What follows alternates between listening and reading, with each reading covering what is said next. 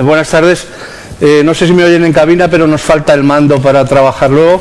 Buenas tardes a todos. Muchas gracias por venir a esta sesión, la segunda ya, que se están organizando a partir de la exposición que acoge Fundación Telefónica en este espacio, la exposición de Enrique Cano, Fotógrafos, la voluntad de contar, que, como ya han podido ver viendo las fotos o estudiando el catálogo, es un pequeño homenaje de un fotógrafo a sus compañeros, a sus fotógrafos que han trabajado en algún momento con él o cercano a él, pero al mismo tiempo pretende ser una reflexión sobre el retrato fotográfico y una reflexión también, ¿por qué no?, sobre la ciudad y el exterior como plató. También una reflexión sobre la mirada de aquellos que a su vez trabajan mirando a los demás y tratando de detener en instantes la cotidianidad de la vida o los momentos importantes de la historia de un país. Hoy en esta sesión hay tres fotógrafos muy importantes en el panorama fotográfico español, tres representantes de estos 54 que estamos retratados por Enrique Cano, y son tres fotógrafos muy diferentes que, como hicimos en las semanas anteriores y como se hará posteriormente el 9 de enero, pues vamos a tratar de acercarles a ustedes sus reflexiones sobre la fotografía, sus planteamientos fotográficos, al mismo tiempo que mostramos parte de su trabajo. Por mi parte nada más, actuaré como moderador, espero que ninguno de los tres necesite en exceso ser moderado. El formato que vamos a tener es más o menos, cada uno de ellos hará una exposición de unos 15 minutos, 20 minutos, yo les presentaré en escasos instantes y posteriormente así abriremos un coloquio para que todos ustedes puedan preguntar aquellas cuestiones que les interese o criticar nuestro trabajo o nuestra forma de presentar el trabajo. Bien, los fotógrafos son Guillermo Armengol, que está en este momento a mi izquierda, César Lucas a mi derecha y Ramón Zabalza un poco más a la derecha, al fondo del atril. Comenzará Guillermo Armengol, vamos a ir precisamente en este sentido, y presento a Guillermo Armengol, compañero mío desde hace muchos años, es extremeño, nació a final de los años 40, quisiera él de los 50, a final de los años 40, y desde que empezó a trabajar en el 79, probablemente se especializó mucho en lo que podríamos llamar fotografía de acción, fotografía de calle, fotografía de la realidad y de lo que está pasando en cada momento. Fue uno de los fotógrafos que trabajó en toda esa España y sobre todo en ese Madrid muy vivo de los años de la transición, fotografiando manifestaciones, estando muy en la calle en la actividad política y social. Actualmente es profesor titular en la Facultad de Ciencias de la Información, explica precisamente fotoperiodismo y fotografía informativa, entre otras cosas, y se doctoró también con una tesis sobre fotoperiodismo. Ha trabajado en diversos medios como Carta de España, formó una pequeña agencia Delta Press con una serie de compañeros, en cualquier caso una trayectoria ya muy amplia que viene desde el año 79 aquí. Y yo ya me callo y es Guillermo el que les va a explicar un poco sus planteamientos fotográficos y su forma de ver la fotografía. Muy bien, gracias. Bueno, como dice Eduardo, yo empecé en la fotografía no en el 79, en el 71, trabajando para una agencia que se llamaba UPI. Cuando todavía en los últimos años del franquismo estaba en primer curso en la facultad, soy de la primera promoción. Y entonces las fotos había que hacerlas y llevárselas clandestinamente a un tipo, las copias, el tipo te daba dinero en efectivo, que eran 3.000 pesetas por foto en esa época. El tipo era Hugo Peralta, que todos le conoceréis de la época. Y bueno, ese fue mis comienzos. Después todo el tema de la transición lo dediqué fundamentalmente a trabajar en fotografía de actualidad, reportajes y tal. Y como todos los fotógrafos, muchos de los fotógrafos de esa época, porque no había escuelas de fotografía ni había instituciones que se dedicaran a la enseñanza de la fotografía, éramos autodidactas, ¿no? Entonces lo que hacíamos era manifestaciones, jaleos, el Congreso de los Diputados y bueno, y algunas cositas de encargo que salían por ahí. A partir de ahí yo empecé a dedicarme más a la enseñanza en la universidad y a intentar meter en la Universidad en Ciencias de la Información, en Bellas Artes, asignaturas de fotografía. Y a partir de ahí empecé a tener una cierta reflexión en torno al hecho fotográfico, fundamentalmente porque no vivía directamente de la fotografía, es decir, no me tenía que alimentar día a día de la fotografía, ¿no? Entonces ahí desarrollé quizás una actitud bastante crítica hacia lo que era y lo que ha sido durante todos estos años el fotoperiodismo y la fotografía documental, ¿no? Y para dar un poco las señas de identidad de lo que yo planteo, yo creo que la fotografía llamada documental, creo que el fotoperiodismo es fotografía documental también, porque se trata de que el fotógrafo en ningún caso pueda alterar el acontecimiento. Entonces, creo que la fotografía, el fotoperiodismo, la fotografía documental está contaminada, ¿no? Entonces ese era mi punto de partida. ¿Cómo me planteo yo una actitud quizás excesivamente purista con respecto a ese tipo de fotografía? Y a partir de ahí fui desarrollando un trabajo que lo he ido haciendo más o menos en un círculo de 400 metros alrededor de este edificio, durante 20 años. Entonces, 20 y tantos años, ¿no? Entonces salgo de la facultad, me cojo mi cámara, me voy por las calles y tal y hago fotos. Me interesa la gente, me interesan dos cosas fundamentales, ¿no?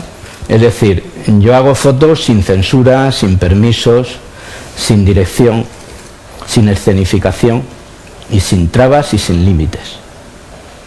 Es decir, hago fotos sin llevarme la cámara al ojo. El 95% de las fotos que vais a ver ahora están hechas fotos como os diría yo, ¿no? Fotos de una manera como para que yo desaparezca del escenario. Es decir, yo creo que uno de los problemas de esa contaminación fotográfica es el propio fotógrafo.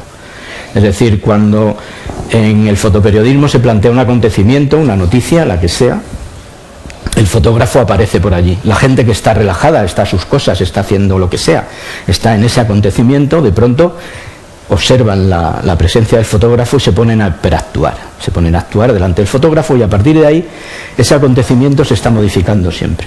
Yo quería que esas limitaciones del fotoperiodismo no existieran en la fotografía documental tal como me la planteaba yo, ¿no? Y a partir de ahí pues empecé a desarrollar un trabajo que vais a ver. ¿Podéis apagar las luces estas?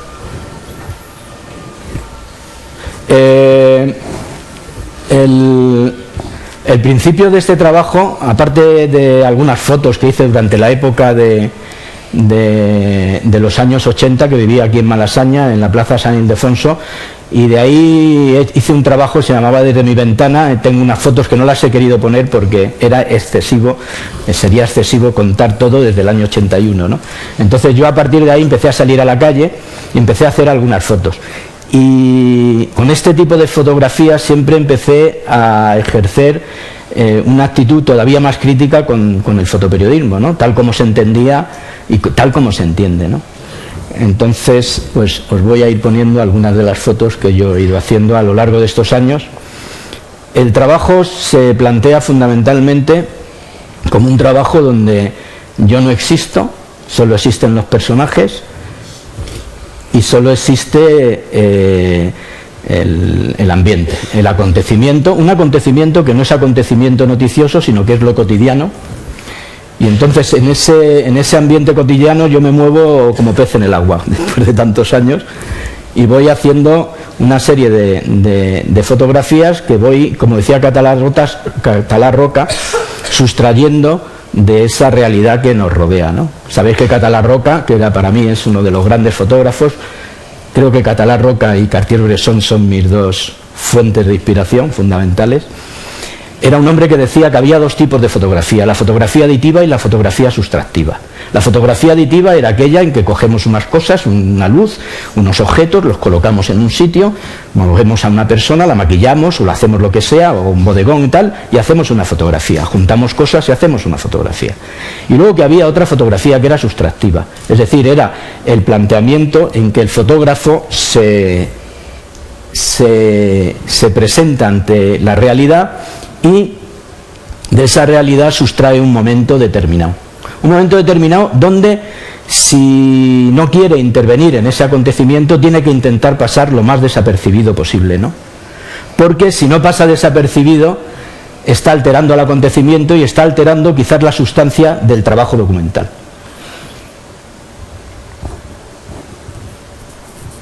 Esta foto es la que me implicó a mí en plantearme el tema del centro de Madrid. Estaba siguiendo unos manteros, sin que se dieran cuenta, con una Leica. Todas estas fotos están hechas en los 90 y los 3-4 primeros años del 2000. Estaba siguiendo a un grupo de gente que vende cosas en la calle, ¿no? Y utilizaba una Leica y un 35 milímetros muy luminoso que me permitía pues hacer estas fotografías. Pues me metía entre ellos y fotografiaba. Esta foto, cuando vi esta foto, es cuando decidí que iba a seguir con este tema, ¿no? Porque esta foto me pareció una imagen poderosa, ¿no? Dentro de las que estaba haciendo, ¿no? Y a partir de ahí fue tomando cuerpo pues todo este trabajo que ha ido cambiando a lo largo de los años hasta pasar en el cambio de siglo, en el cambio de milenio, a la fotografía digital. La última parte de este trabajo, que es la más importante posiblemente, está hecha en digital y en color. Yo he fotografiado casi siempre en blanco y negro, me revelaba mis fotos y bueno, pues de pronto descubrí que ya con la nueva situación y las nuevas tecnologías yo tenía que adaptarme a la fotografía digital, porque además estaba enseñando 4 asignaturas en la Facultad de Fotografía y no me quedaba más remedio que adaptarme a eso, ¿no? Y al final pues me fui adaptando, poco a poco me fui adaptando y bueno, pues ahora soy pues una chaca de la fotografía digital. Sigo yendo a las manifestaciones, a los jaleos, todas las manifestaciones que está viendo, pero sigo manteniendo el planteamiento ese primitivo de la Gran Vía, de Sol, de este centro. Me da lo mismo, yo vivo aquí y hago esto. Si viviera en Calcuta haría la esquina de no sé dónde de Calcuta, y si viviera en Nueva York haría Times Square, me da lo mismo. Lo haría en cualquier sitio, porque pienso que la fotografía es una herramienta tan poderosa que te permite hacer lo que quieras en cualquier parte del mundo, ¿no? Todo esto es blanco y negro y tri-X, ¿no? Esta foto es otra de las que me hizo seguir con el tema, ¿no? Hay un tío hablando por teléfono que de pronto digo, anda, se ha bajado del escaparate, es un maniquí y tal, y logré hacer solamente una foto. Hice así con la cámara, hice así, sin llevarme la cámara a la cara, hice así, apreté el botón de la Leica y me salió esto, que me pareció una cosa como maravillosa, ¿no? Voy tocando todos los temas, me interesan todos los personajes, la gente de la calle. Por supuesto, siempre al fotógrafo nos atrae la gente más variopinta, la gente que hace cosas que son quizás anecdóticas, pero que también definen un poco cuál es la situación real del país, ¿no? Y de esa ciudad que es Madrid, ¿no? Que es como una especie de conglomerado, como una especie de cajón desastre de todo lo que hay, ¿no? De todo lo que existe, ¿no? Aquí hay fotos de muchos años que he ido seleccionando, porque el problema que tengo yo es de edición. Tengo del orden de 3000 fotos editadas y no puedo con ellas. Me es imposible entrar a discutir conmigo mismo cuál es la foto que merece la pena, ¿no? Esta es la época, ya os digo, de los años finales de los 90, principios del 2000. Hasta que dejé la fotografía analógica, o como queramos llamarla, o tradicional, la dejé porque no tenía tiempo y porque tenía que adaptarme a la nueva situación, ¿no? Hay algunas fotos que están hechas con cámaras de medio formato. Esta, por ejemplo, está hecha con una Brónica de 4,5x6. Es decir, hay algunas fotos donde me llevaba la Brónica, pero aquello sonaba, era un cacharro que sonaba crac, crac, crac, y todo el mundo se daba la vuelta, ¿no? Era imposible pasar desapercibido y no había manera, ¿no?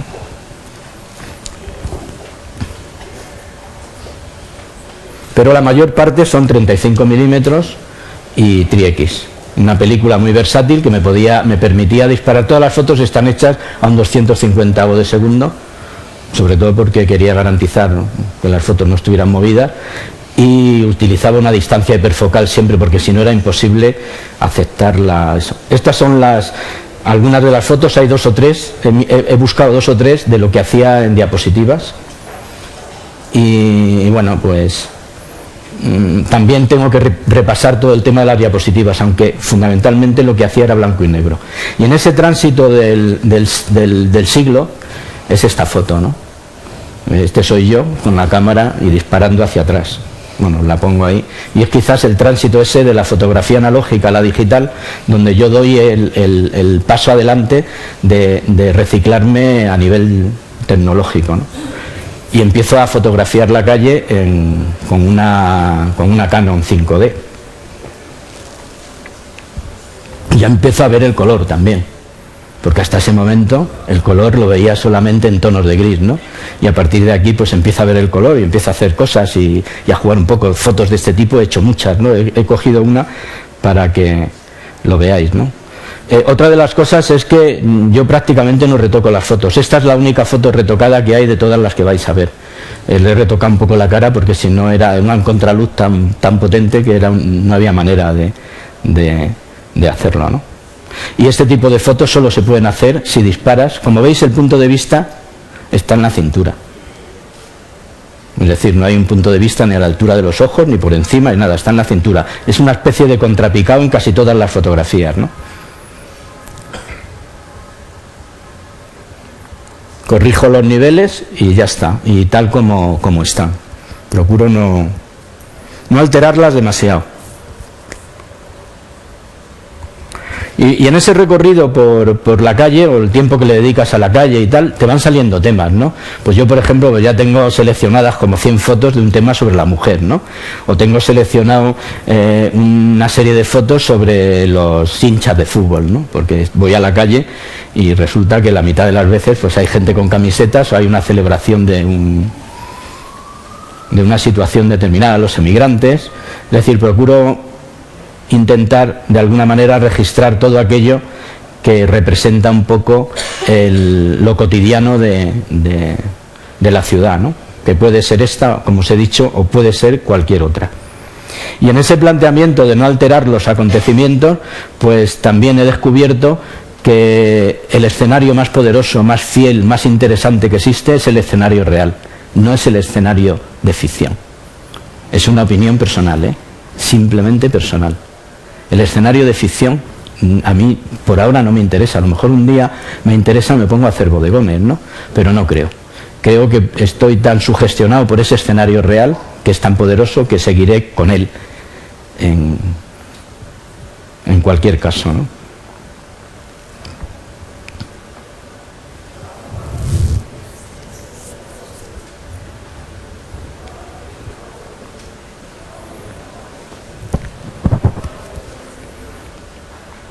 Como veis, la ciudad está más o menos representada en todas sus minorías étnicas, que bueno, que es lo normal encontrarse por la calle, ¿no? Siempre intento buscar un poquito algo más, ¿no? Es decir, la fotografía por sí misma a mí me aburre, de verdad, os lo digo de verdad, me aburre, ¿no?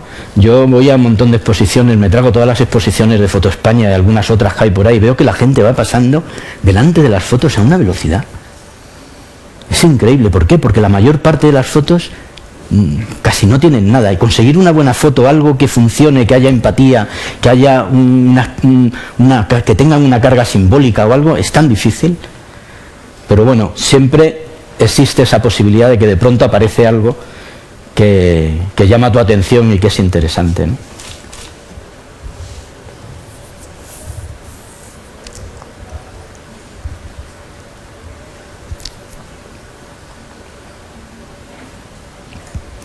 El de la sombra de abajo soy yo. Es la prueba de cómo hago las fotos. Y os tengo que decir una cosa, después de hacer este tipo de fotografías me he dado cuenta de que simplemente con un movimiento del estómago estoy encuadrando la foto. La mayor parte de las fotos están sin reencuadrar. Y no sé por qué, yo le llamo el visor abierto, ¿no? Es decir, yo estoy mirando a la gente. Y yo no estoy mirando a través de un cuadro, yo estoy mirando a la gente, tengo la cámara aquí, y estoy mirando a la gente, y miro todo, veo todo, y disparo. No estoy encuadrando, estoy encuadrando con un visor abierto completamente, ¿no? Como veis, el tema de la mujer es importante, pues hay muchas más mujeres, yo creo, por la calle que hombres, sobre todo por aquí, por el centro. Y entonces pues aparecen estos personajes que siempre son... Y como veis, el punto de vista es interesante, ¿no? Porque es como de abajo arriba y siempre salen las partes altas de los edificios y la gente con una actitud... Estas fotos serían imposible hacerlas directamente a no ser que te las prepararas, claro, mirando a los personajes. No me importa que algunas fotos me salgan inclinadas o me salgan así, tal, bueno, me da lo mismo, porque son fotos que a mí me gustan y al final funcionan, ¿no? Porque detrás de todo esto simplemente lo que hay es una... No sé, a mí me gusta la fotografía. Yo cada vez que me pongo a hablar con alguien, no, la fotografía es arte o no es arte y tal, eso es una chorrada. Yo hago fotos porque me gusta, pues yo salgo a la calle y hago fotos, me lo paso bien, simplemente. Si no, no haría esto. No me tiraría unos miles y miles de horas que llevo haciendo este trabajo, ¿no? Un trabajo que es para mí, que ahora lo enseño por primera vez, hoy. Estas fotos solo la han visto 2 o 3 amigos en mi casa en alguna comida que hemos hecho. Esta es la primera vez que enseño estas fotos.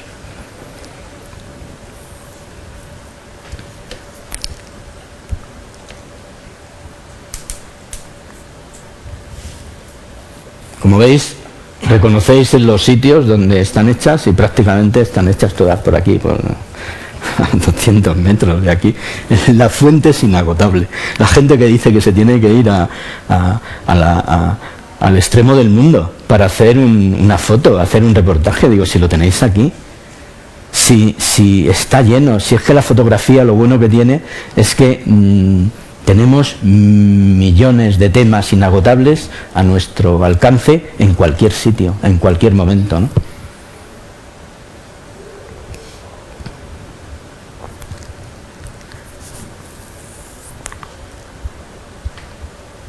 Hay algunas veces que sigue una persona. Esta foto seguía al personaje. Le vi que se cubría la cabeza, iba por la calle Montera, iba pasando entre las chicas que están allí apoyadas, ¿no? Y entonces al final, pues, si estás pendiente consigues algunas imágenes interesantes.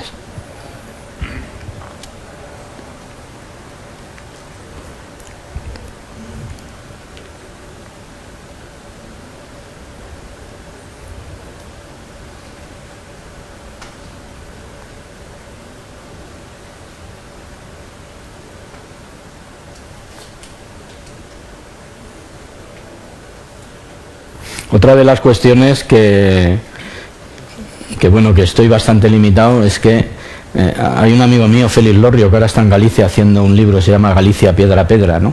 Y se ha ido a Galicia, no está aquí. Félix Lorrio, pues es un tío que dice, no hago fotos. Yo le he acompañado este verano a hacer una parte del libro y tal, y dice, no hago fotos porque no hay la luz adecuada. Digo, tío, es que tú fotografías piedras.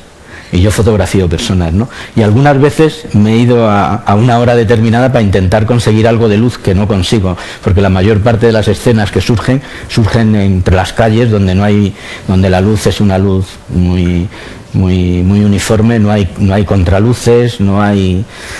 Entonces, bueno, pero los personajes nos permiten de alguna manera pues suplantar eso, ¿no?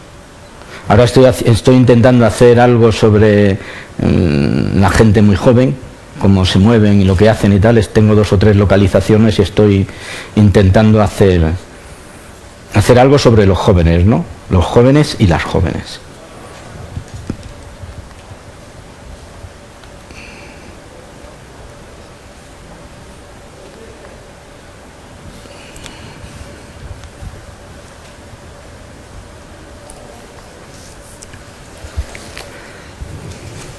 Bueno, yo ya voy a ir terminando, ya se está terminando, ¿eh? Es un recorrido un poco por las cosas así que más me interesan, ¿no? Me interesa el mundo de la ciudad, el centro de una ciudad siempre es un mundo como es un crisol de todo, ¿no? Y es muy interesante. Yo creo que si esto lo hiciera, pues no lo sé, en un barrio por ahí de Madrid, pues sería horroroso conseguir algunas fotos así más significativas, ¿no? Pero bueno, creo que en todas partes existe esa posibilidad de hacerlo, ¿no?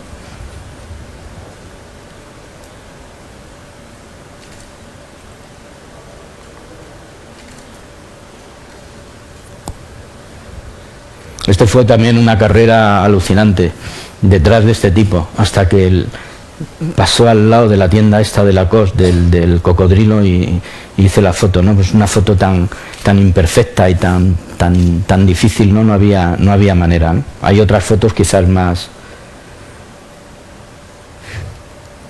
meditadas, más normales y tal. Pero bueno, como veis, la calle es una fuente inagotable de personajes y de situaciones que a mí por lo menos me llaman la atención, ¿no? Tengo amigos que me dicen, oye Guillermo, ¿por qué te fijas en estas chorradas que te fijas y tal? Digo, pues me fijo en esto, digo, no lo puedo remediar, me fijo en ciertas cosas, ¿no? Me fijo, y es que no puedo remediarlo, ¿no? Es algo que, como si lo intuyera, ¿no? Cuando vienen hacia mí, todas estas fotos están hechas con un 24 milímetros, prácticamente todas.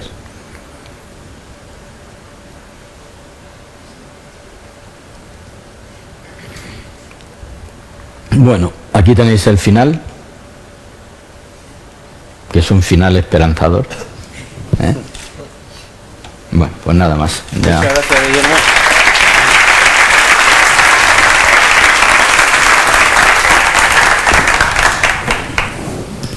Aunque Guillermo parece así muy bohemio, es muy disciplinado. De hecho, sus 20 minutos exactos se nota que da clase y que lo tiene todo muy medido.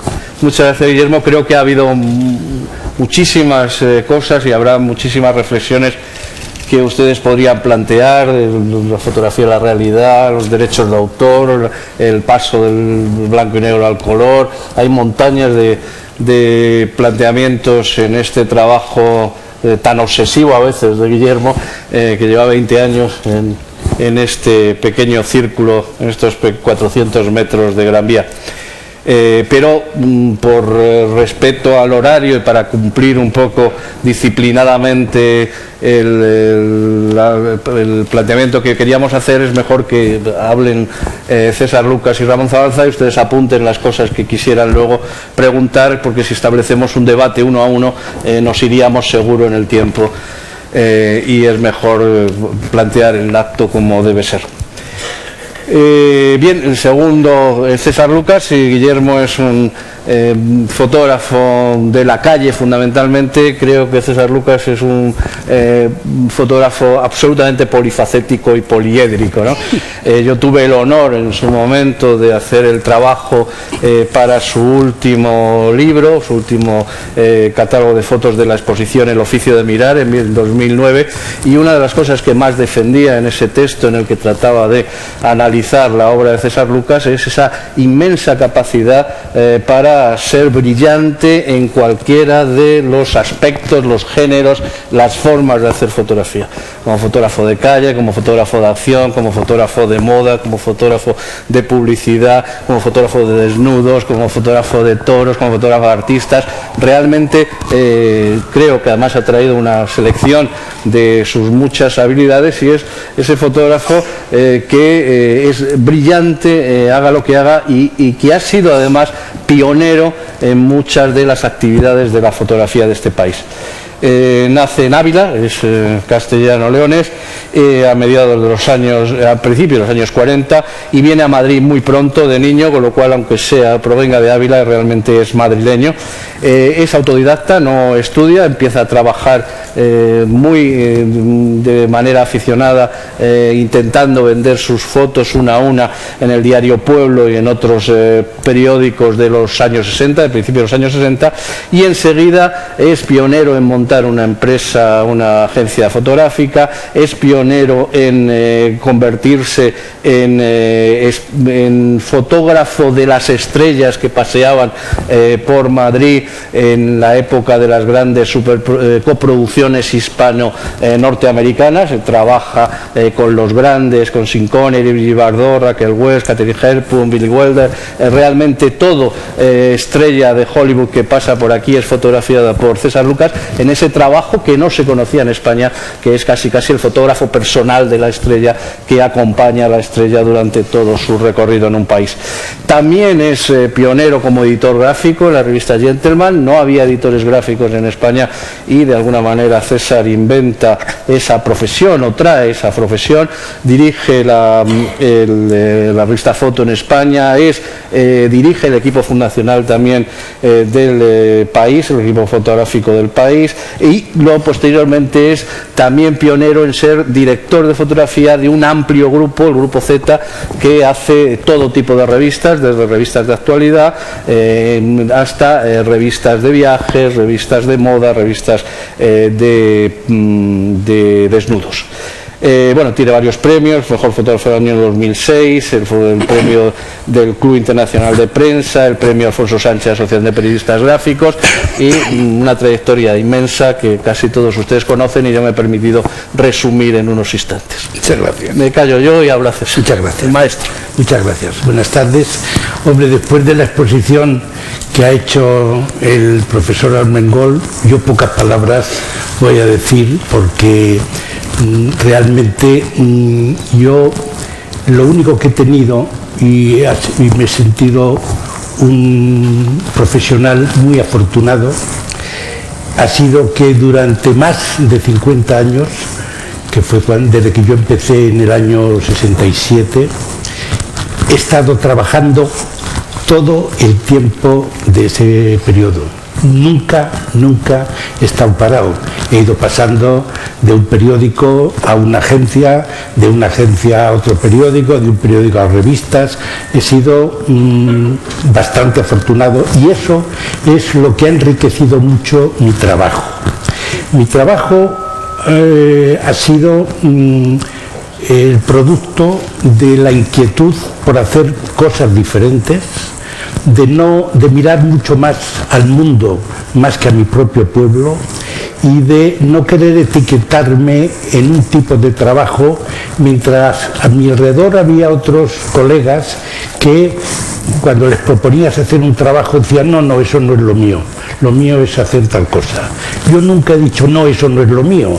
Yo ante cualquier propuesta me lanzaba, intentaba mirar el trabajo que otros fotógrafos a los que yo admiraba hacían ese trabajo mucho mejor que yo nunca conseguía hacerlo, pero intentaba hacer ese trabajo, intentaba arrimarme a esa especialidad, a esa versatilidad que te suponía estar por la mañana haciendo un trabajo, pues yo qué sé, de actualidad política, y estar por la tarde intentando montar en un plató una escena para hacer unas fotos de moda, que no había ninguna coincidencia entre una cosa y la otra, pero que las dos cosas se nutrían de las dos. Es decir, para una me servían los reflejos que me daba una, y para otra me servía hacer un tratamiento más estético que me venía de otra cosa, con lo cual yo sentía que todo eso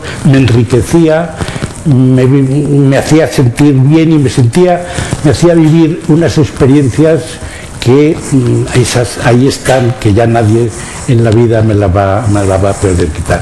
Yo voy a hacer una pasada rápida de fotos que no he querido etiquetarlas en periodos, en estilos, en temática, porque he querido que estén revueltas, que de pronto aparecerá una foto como esta, que no sé qué pasa aquí, que está, que aquí la veo mal, perdón, que es una foto de Maciel el día que ganó el premio de Eurovisión, cuando estábamos en Londres, y de pronto aparecerá una foto que he hecho hace 2 años de otro tema, y de pronto aparecerá otra cosa, porque en ese revoltijo es en lo que yo estoy mezclado, porque yo formo parte de ese revoltijo. Yo no soy un fotógrafo de moda, yo no soy un fotógrafo de retrato, yo no soy un fotógrafo de actualidad, yo no soy un reportero, yo soy un fotógrafo que he estado allí donde la curiosidad me llevaba y donde los medios para los que yo estaba trabajando,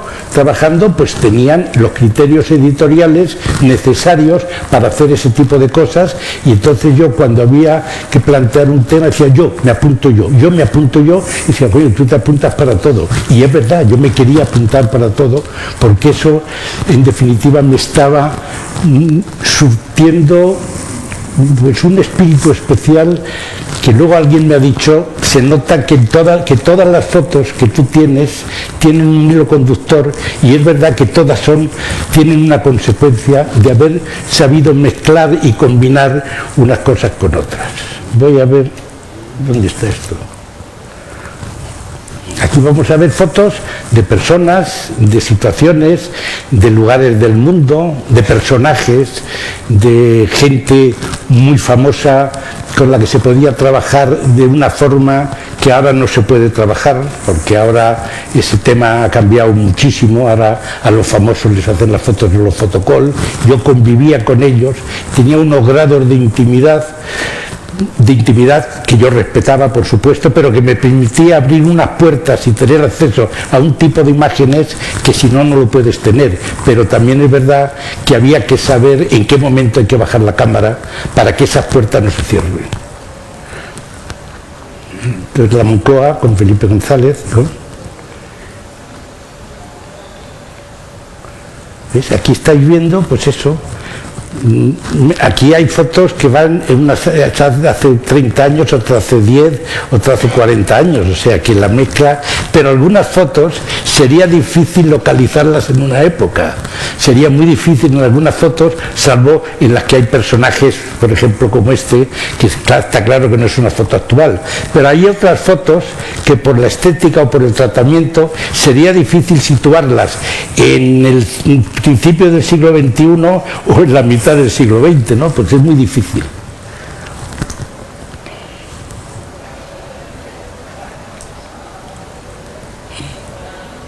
A mí siempre me ha gustado la calle también, porque es verdad que la calle y los personajes, veréis, no sé si aquí aparecerá alguna foto donde no se vean personas. A mí las fotos donde no hay personas no me producen mucha inspiración. Me gustan las personas y son realmente las que producen imágenes y las que producen emociones. A mí los paisajes me han producido pocas emociones y yo en el campo me pierdo y no me sé inspirar, no me manejo. Pero donde hay gente, ahí estoy yo siempre muy inquieto con la cámara, ¿no?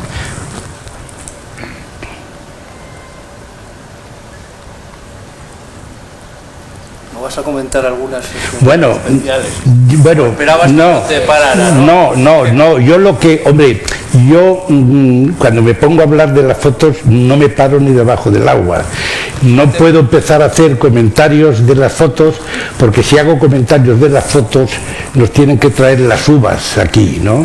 Y yo creo que no es el caso. Pero después yo hago, ya te digo, una pasada así un poco rápida, sobre todo para dar una idea, no para explicar cómo es la foto, cómo se hizo, qué pasó, qué hubo, porque claro, es verdad que todas las fotos tienen una historia, aunque esa historia no está en algunas fotos, pero sí está en los sentimientos, en la intimidad y en el alma del fotógrafo. El fotógrafo ha vivido momentos a veces dolorosos, a veces emotivos, a veces de sorpresa, ha vivido muchas emociones que están reunidas alrededor de una foto, pero que a veces el espectador que está viendo la foto eso no lo percibe, porque eso ha quedado en el alma del fotógrafo, pero no está en la foto. Por eso digo que todas estas fotos tienen una historia personal, historias que a veces, bueno, es para llenar páginas, pero que no interesa a quien está viendo las fotos. Yo prefiero pasar las fotos para que tengáis eso, una idea de en qué territorio me he movido, cómo son mis fotos, si realmente tienen alguna conexión unas fotos con otras, aunque estén hechas en épocas tan diferentes como es finales de los años 50. Aquí hay fotos, esta que tenemos ahora mismo a la vista es del año 59, la que hemos visto del Che del año 59, otras son del año 57, otras vamos a ver del año 2008 o 2007, y todo eso sin haber parado. en todo ese tiempo, con lo cual la mezcla a veces parece que es el trabajo de 4 fotógrafos diferentes o de 5 fotógrafos diferentes. Yo siempre he sido consciente, y lo soy hoy, que de todos esos temas que yo he tocado, yo sé quién hacía ese tema mucho mejor que yo y quién lo ha hecho mucho mejor que yo. Eso lo conozco yo y lo sé muy bien, porque era a lo que yo quería aproximarme, a lo que yo quería llegar y a lo que yo quería aprender, pero no lo he conseguido, porque yo he llegado hasta donde da, hasta el límite que da mi talento o mi inteligencia o mi cabeza o lo que sea. No he llegado a más, no porque me haya quedado yo me haya abandonado, sino porque yo he llegado hasta el tope de mi capacidad, hasta ahí. Esto es lo mejor que yo he podido hacer y lo mejor que yo he sido capaz, pero me ha enriquecido el poder hacer esas cosas que otros despreciaban. Si yo trabajaba en el diario, en un periódico, y luego empezábamos a trabajar en el dominical, los que no querían trabajar en el dominical decían, no, es que eso es el colorín, a mí lo del colorín no lo hacían. Si yo hacía moda, los fotógrafos de moda decían, no, pero este no es un fotógrafo de moda, este es de lo de los periódicos. O sea, que yo siempre no pertenecía a una tribu, ni pertenecía a un grupo, sino que estaba fuera de todo eso. O sea, yo era siempre un outsider en todo el tema. Estas son muy recientes, como podréis reconocer, de la acampada del 15M. Esto también es muy reciente. Pero esto es del año 85, esta foto, de la historia cuando empezó el tema de la OTAN, ¿no? Esto fue una portada que trataba el tema de la OTAN, no. Aquí veis que hay moda, viajes, pero viajes no haciendo paisajes, sino intentando ver a la gente de otro mundo, a la gente de otra cultura, de otra sociedad diferente, ¿no? Yo hice mucho, fui uno de los pioneros y de los que más trabajó la época del desnudo en las publicaciones en los años 76, 77, cuando tuvo un realce importante y cuando las grandes figuras teníamos cola que querían aparecer, ellas también, yo también quiero aparecer, yo también quiero aparecer. Luego ese tema se cambió muchísimo y ahora se ha convertido en otra cosa, ¿no? Está mi época del cine, con las estrellas tipo Katharine Hepburn, gente con la que yo a lo mejor pasaba trabajando un mes, llegué a estar trabajando 3 meses con Sean Connery y con Brigitte Bardot, o 3 meses con John Lennon. Claro, eso me daba y esas fotos, que era cuando yo tenía la agencia, pues muchas de esas fotos dieron la vuelta al mundo, porque entonces esas fotos eran personajes muy mediáticos, internacionales, y eso producía portadas, producía fotos por todo el mundo, y a la vez era un reclamo para tu nombre, para muchas cosas, ¿no? Pero bueno, pues esas cosas reconozco que también he tenido la inmensa suerte de vivir toda una época en la que había una serie de cosas que ahora no hay, y eso ha sido pues la suerte de vivir en el tema de los diarios y del periodismo en la época de la transición, la época esa que hemos visto ahora del cine de los personajes, que era la época de los 60, 70, cuando España era un plató de cine internacional. Todas las estrellas de cine internacionales pasaban por aquí y rodaban aquí sus películas. En fin, hubo una serie de cosas que han tenido que ver con unos periodos de tiempo que si estabas puesto ahí, si estabas subido en ese carro, pues podías suministrarte de toda esa fuente que en aquellos momentos se producía. Ese yo creo que ha sido el mérito que yo me atribuyo, ¿no? El haber estado presente ahí y el haber querido jugar a todos los partidos que había a mi alrededor. Tan pronto estoy en Irlanda, como con personajes, con Brigitte Bardot, ahí que está echada la siesta encima de Sean Connery. Claro, ese tipo de imágenes que responden a un grado de intimidad con los personajes no se hacen en una rueda de prensa, o no se hacen con el fotocall, o no se hacen en un descuido metiéndote a hacer una foto. Es que ya llega un momento en que hay ese grado de convivencia en que, bueno, pues hacen una vida a tu alrededor de una forma natural. Ahora, si en lugar de estar echado a la siesta estuvieran de otra forma, probablemente yo la foto no lo hubiera hecho, porque debía un respeto que en este caso no había problema, ¿no? Bueno, voy a pasar un poco más deprisa porque veremos personajes populares de una época, escenas de otros rincones del mundo, pero siempre la gente es protagonista. Esta es de las primeras fotos, esta foto del año, yo creo que es del 56, 57, cuando yo empezaba a dar los primeros gatillazos, ¿no?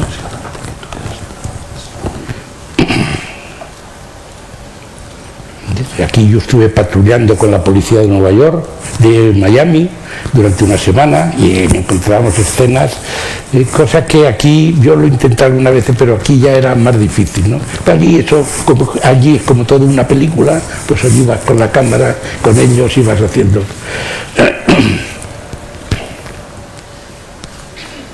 Pues ya está. Muy bien. 5 minutitos más la carpeta de la playa, ¿o no?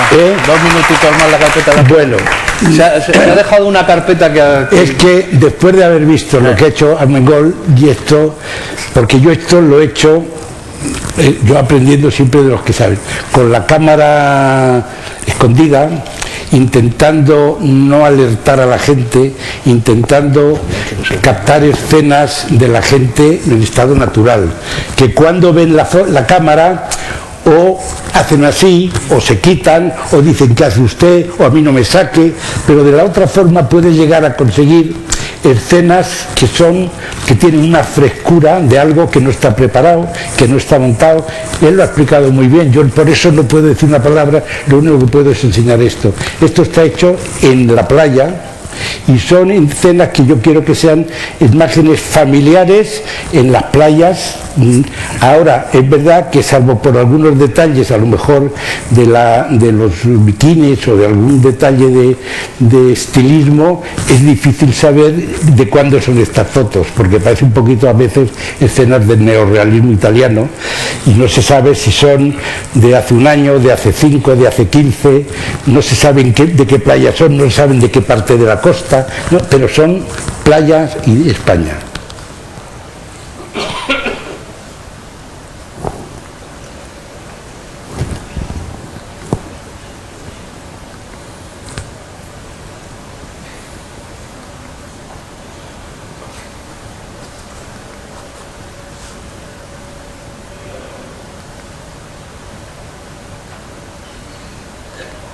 Esto es lo que estás trabajando ahora, ¿no, César? Sí. Esto es lo único que yo he hecho que no está hecho para publicar.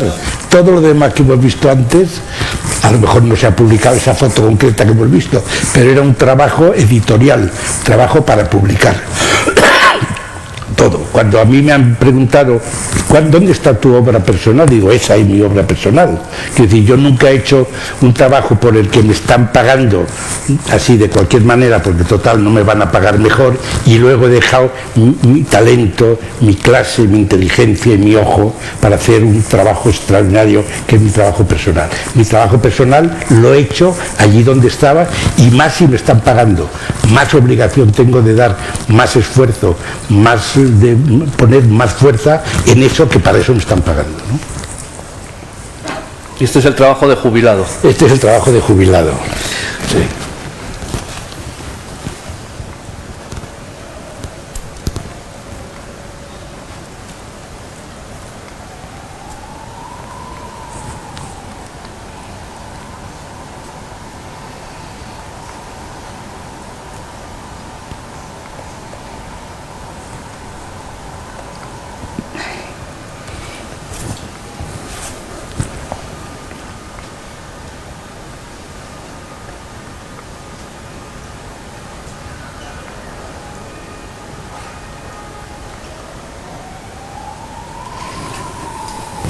Ya está.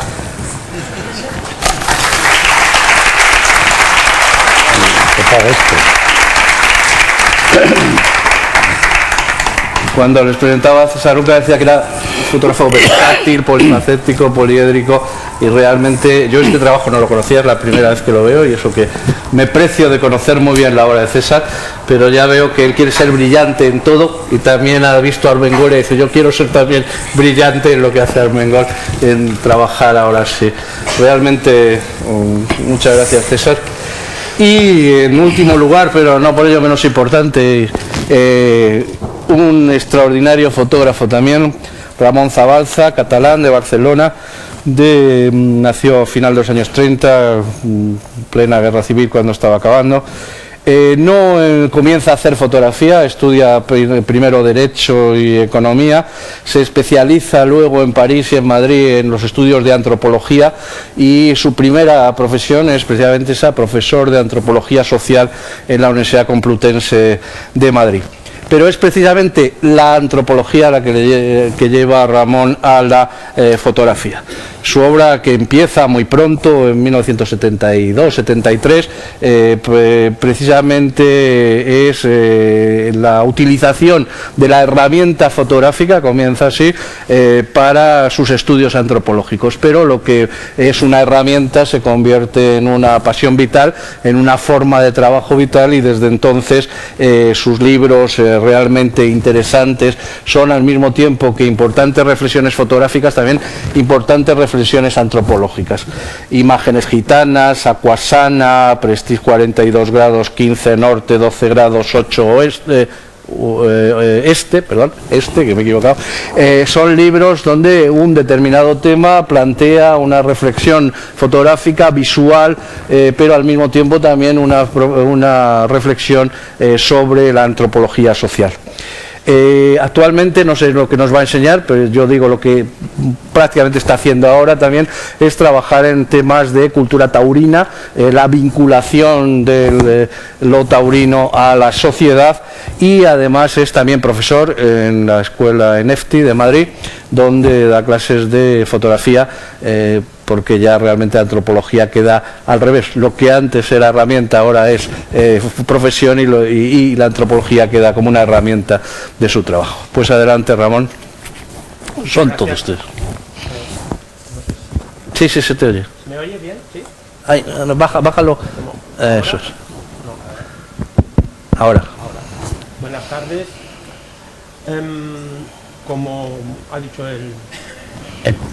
el presentador, perdón, el moderador, esto es una reflexión, es un intento de relacionar la fotografía y la antropología.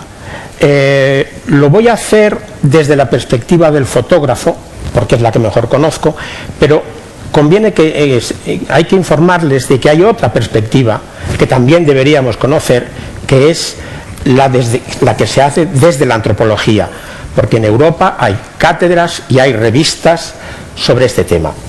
Entonces, ¿por qué hay tanta lejanía entre las dos? Porque se trata de dos medios que pertenecen a dos ámbitos muy diferentes, pero que, paradójicamente, sin conocerse, se sirven en uno al otro con naturalidad y al mismo tiempo ignorándose.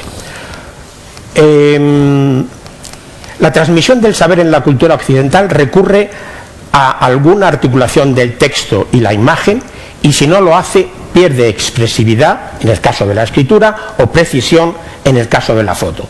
De ahí el subtítulo de mi intervención: estructurar, recuerden, estructurar la fotografía, visualizar el concepto.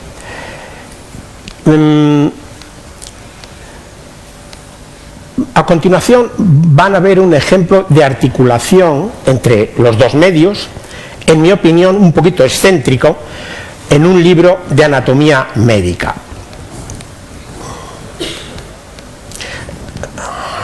A ver, aquí. Yo no sé si se ve bien. Se ve, no se ve fatal. Vamos a ver si lo consigo ampliar.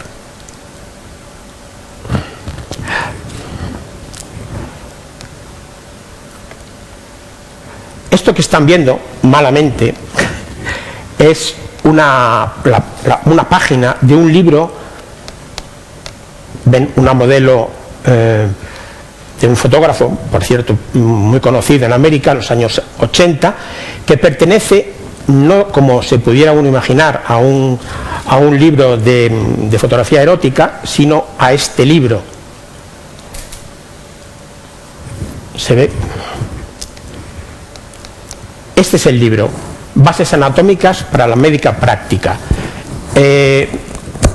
Como ven, por eso he dicho que era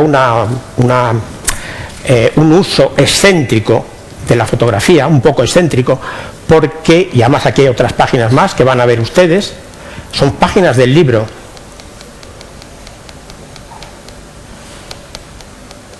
Como ven, el cuerpo de la modelo está usado para marcar los músculos superficiales del cuerpo con sus nombres en latín, con sus nombres anatómicos. Este libro produjo la caída del catedrático, prácticamente lo echaron de la universidad donde trabajaba, pero eso es otra historia, eso ya es el tema de la represión, que eso no es el motivo que yo quería evocar aquí. Yo solo quería decir que este es un medio un poquitín excéntrico, un poquito raro, ¿no? Porque solamente puede ocurrir en América, claro, estas cosas solo pueden ocurrir en América. Pero no quisiera que nos quedáramos en esta anécdota, porque esto es posible porque la indicialidad de la fotografía permite que se haga este uso u otro parecido. Esto es lo que permite que en las páginas de un libro se puedan yuxtaponer el concepto y la imagen, la abstracción y el icono. Yo creo, aunque ya supongo que lo saben todos, quiero recordar qué es eso de la indicialidad. La indicialidad evoca nada más y nada menos que la esencia y casi la magia de la fotografía, y yo la formularía así: para producir una fotografía es necesario que la realidad esté presente ante el objetivo de la cámara. Es la triple A, del aquí, así y ahora. Es el SAAET de la cámara clara de Roland Barthes. Por la indicialidad, la fotografía es capaz, desde que aterriza en la cultura occidental, de proporcionar a la ciencia información abundante, más objetiva que el dibujo, serializable, cuantificable, portable, archivable y barata, de una determinada realidad. Entonces, si es tan útil la fotografía para el conocimiento, ¿por qué se ignoran mutuamente el concepto y la imagen? ¿Por qué se infrautilizan?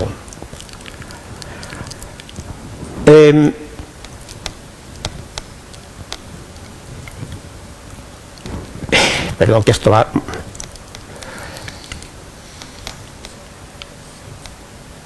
Porque la fotografía pertenece al reino de la técnica y la antropología al de la abstracción y el concepto.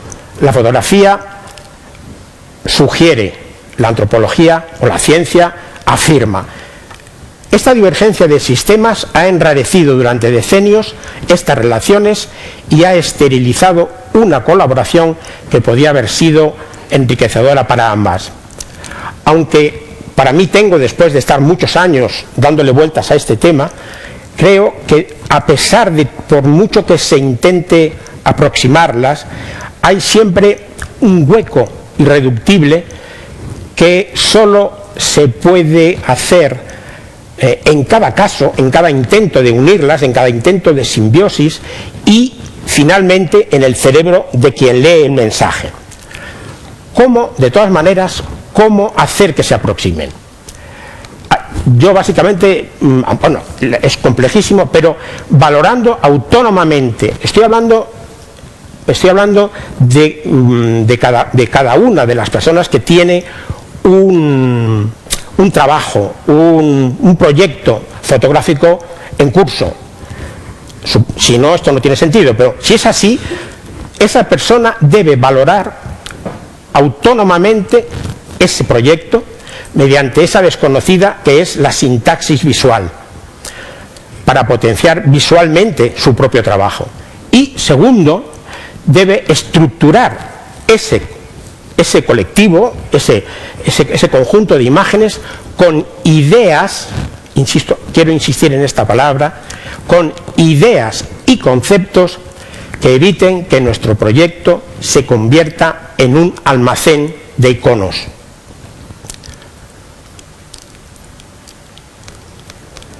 Voy a ir más allá de estas instrucciones elementales, un poco abstractas, bien es verdad, recordando algunas normas sacadas de la misma naturaleza de la fotografía.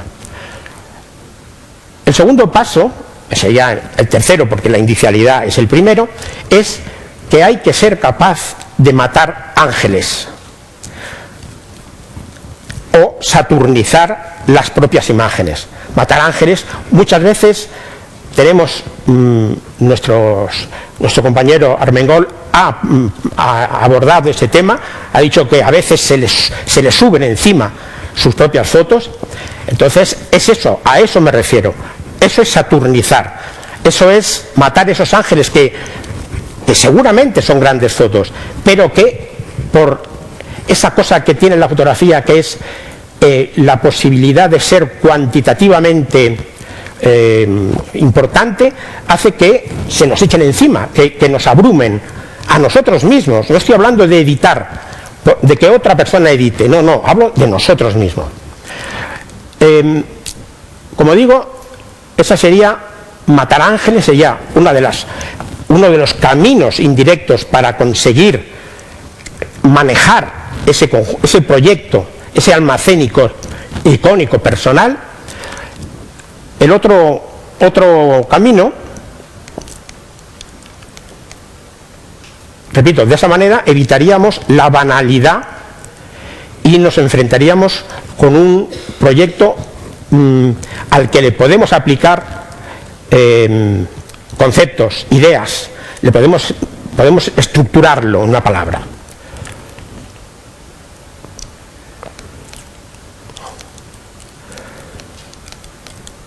Hay otra cosa importante, otro camino para reducir, para controlar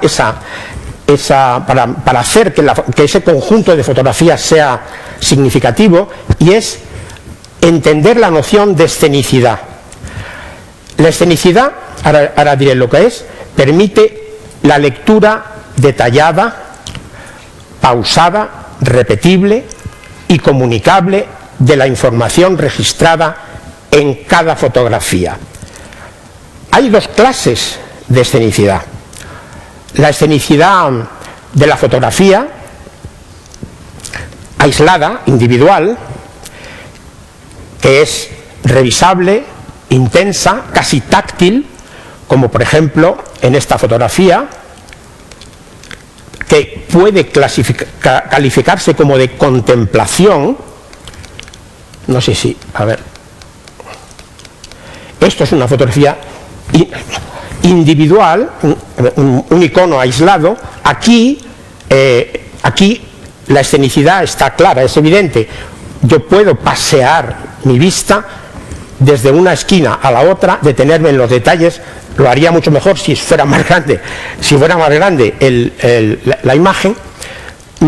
Esa es una forma de acuñar la escenicidad. Otra sería utilizar la escenicidad secuencial, que proporciona la permanencia de las imágenes en el cerebro para crear un movimiento, como en esta serie de negativos de mi próximo libro, que voy a intentar. Vamos a ver.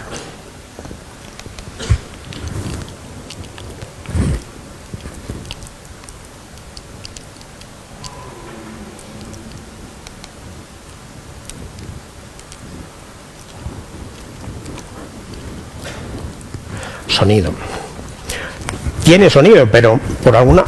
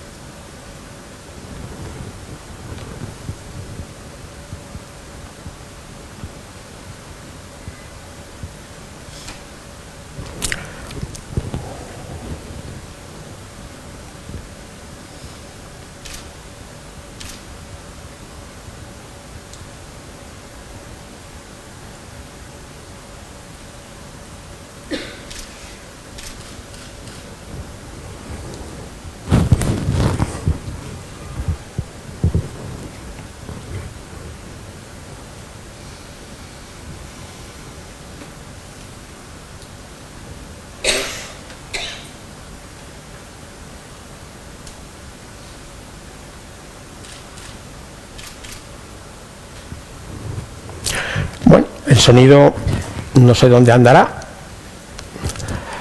Bueno, como les decía, hay dos maneras. Una es la de escenicidad en foto fija y otra la escenicidad en secuencia. Evidentemente, la escenicidad son diferentes, proporcionan resultados distintos. Y ahora voy a poner algunos ejemplos precisos, concretos, de los usos conjuntos entre fotografía y antropología. Empezaré con las ciencias de la naturaleza, ejemplos de... Perdón.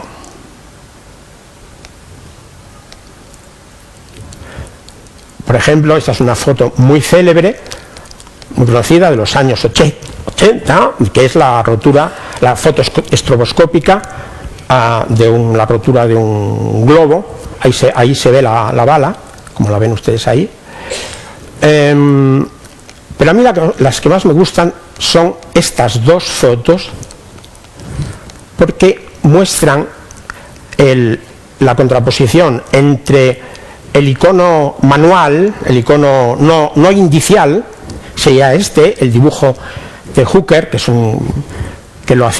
hacía esto. Fijaros que es prácticamente igual que la fotografía al microscopio de barrido electrónico de la derecha, que es prácticamente la misma, pero hay una separación de 400 años entre ambas, ¿no?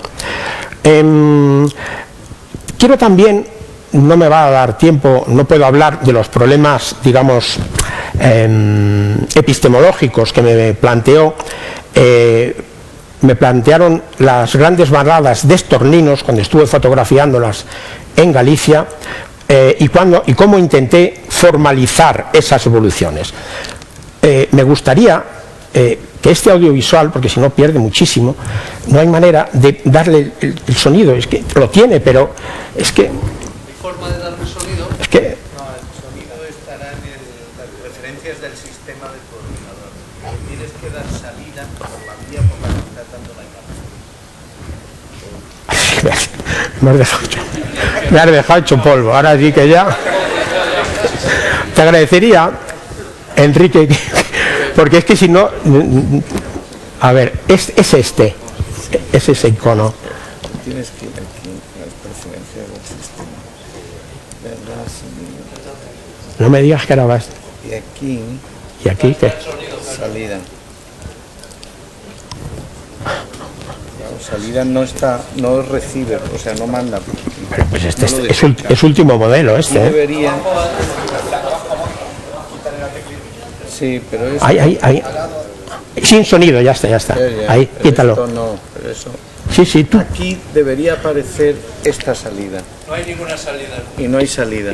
¿No puedes quitar eso? No, porque No se no puede. hay, Bueno. porque no hay opción, no hay nada por donde poner ni quitar.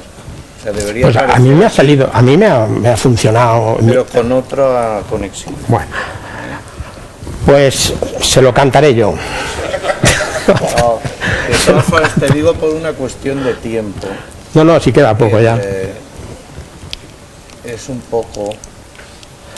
Le das aquí, paso eso. Ya, no, sí, ya sé. Bueno, pues sin sonido.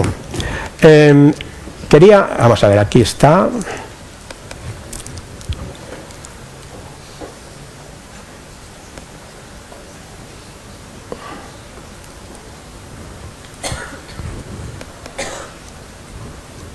Pues ni sonido ni lo otro. Ah, sí, ya.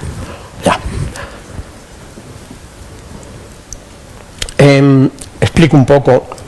Estuve 3 días en Noia, en la ría de Noia, en Galicia, haciendo fotos de estas bandadas de estorninos que aparecían puntualmente cada tarde a las 7 de la tarde, y después hice varias centenares de fotos, y después en casa intenté formalizar, intenté entender, y recurrí a un amigo que es físico para que me hiciera una ecuación que recogiera todas las variables posibles temperatura del aire, velocidad de los pájaros, velocidad, densidad del aire, bueno, yo qué sé.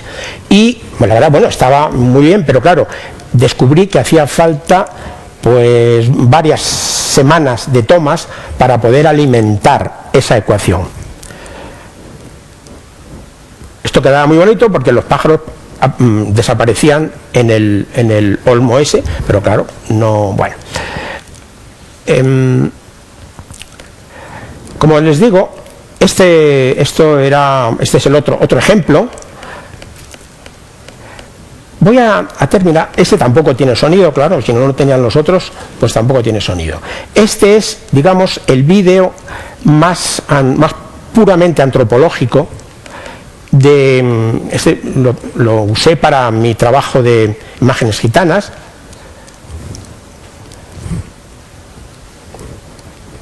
También tenía su sonido, pero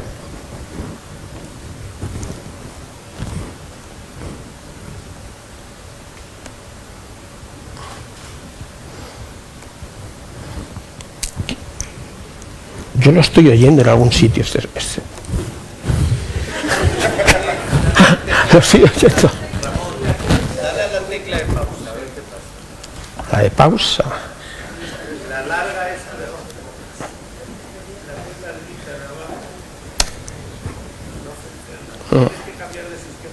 No. Ah, bueno, para el sonido ese está perdido ya, ese ya está perdido.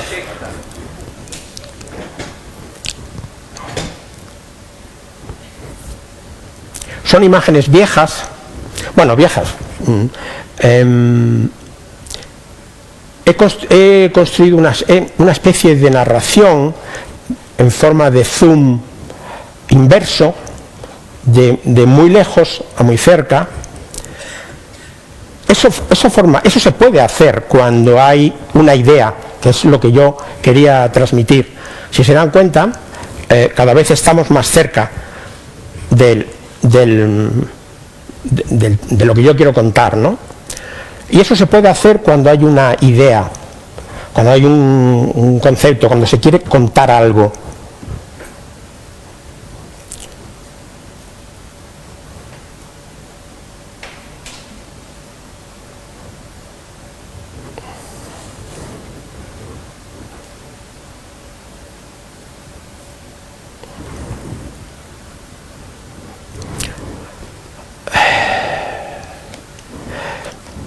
Bien,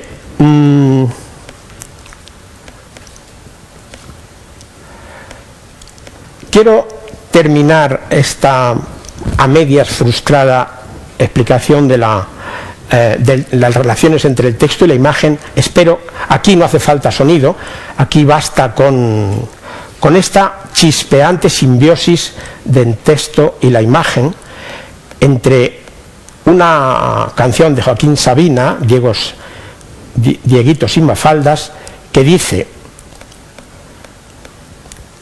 todo el mundo sabe lo que es la posera, es la falda en argentino, la posera, la pollera es la falda. Entonces dice la canción de Sabina que la Virgen de los Vientos le levante a Paula la pollera, y lo relaciono con este celebérrimo icono de Marilyn Monroe, que todo el mundo conoce. Entonces, es de alguna manera texto e imagen, una vez más, para sugerir erotismo. Bueno, pues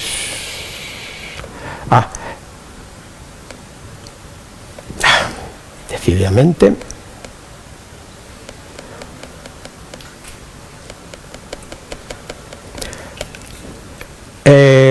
es para despedirme y para recordarles que está en su mano estructurar o muscular la fotografía y visualizar o hacer más expresivo el concepto. Nada más, muchas gracias.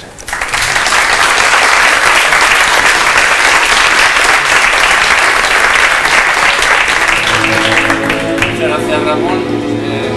Como ven, tres formas de plantearse el trabajo fotográfico diversas, como son diversas las de los 54 personajes retratados en esta exposición por Enrique Cano.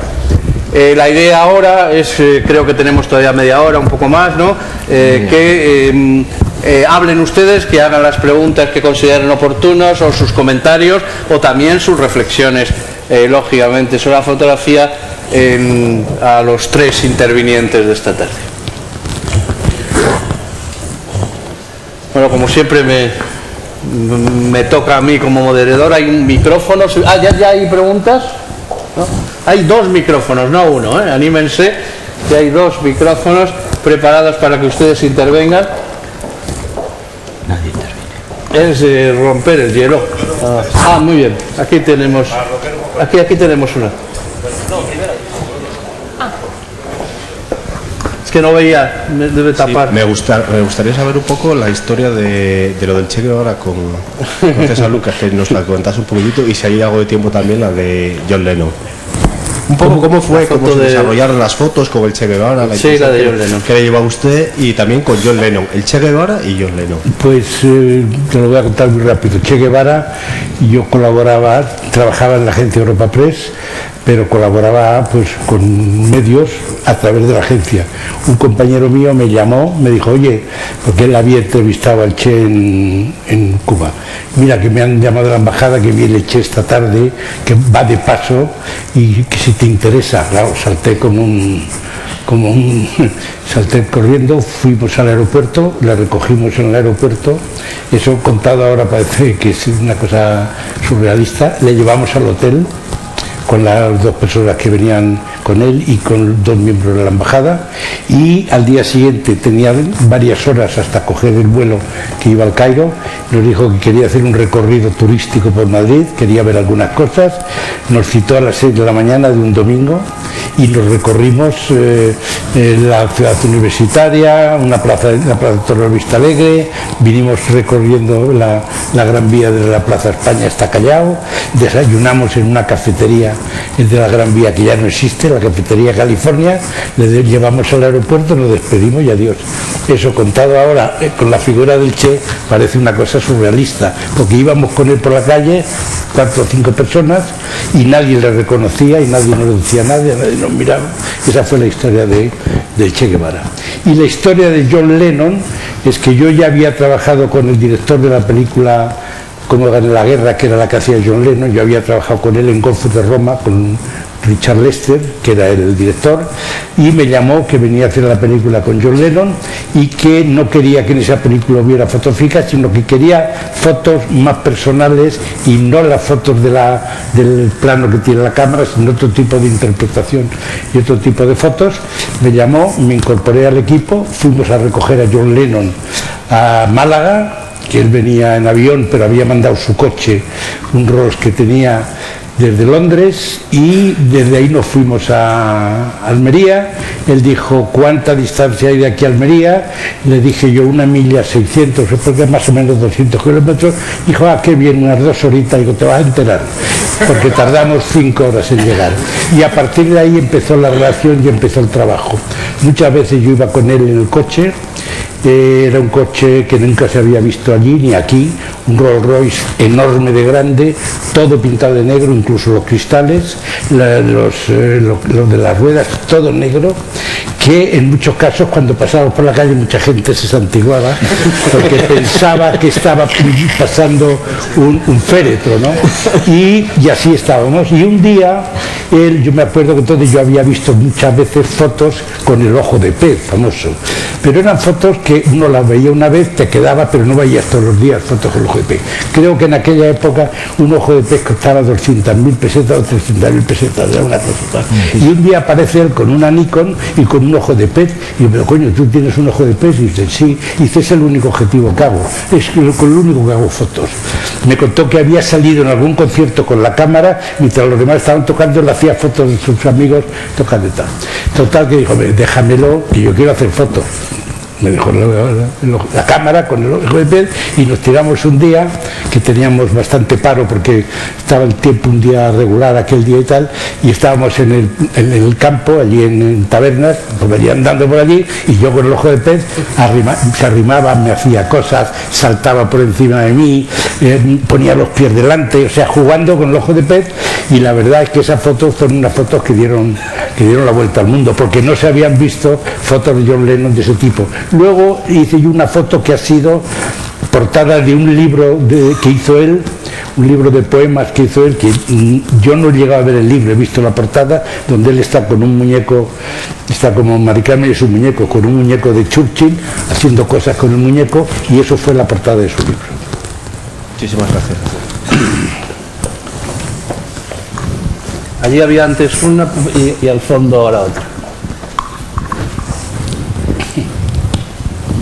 Hola, mira, yo quería hacer una pregunta en relación a lo que comentabais antes de los derechos de autor, si tiene alguna implicación, porque entiendo que las fotos, sobre todo de calle, que has hecho, Guillermo, de cerca de aquí, si en un momento dado tú te planteas exponerlas y alguien se puede ver a sí mismo en una foto, no sé qué implicaciones tiene eso, que entiendo que cuando son menores de edad obviamente hay implicaciones, pero cuando ya son adultos ¿hay algún tipo de implicación o cómo funciona? Yo creo que no son derechos de autor, los derechos de autor son los de fotógrafo, los derechos de imagen o de intimidad de la imagen, gente. Entiendo de la gente fotografiada, claro. Sí, según la ley, en un espacio público no existe el derecho a la intimidad ni el derecho a la imagen, porque si existiera, cualquier pasada de una cámara de televisión en un partido de fútbol podía provocar la demanda de 30.000 personas contra la televisión que fuera.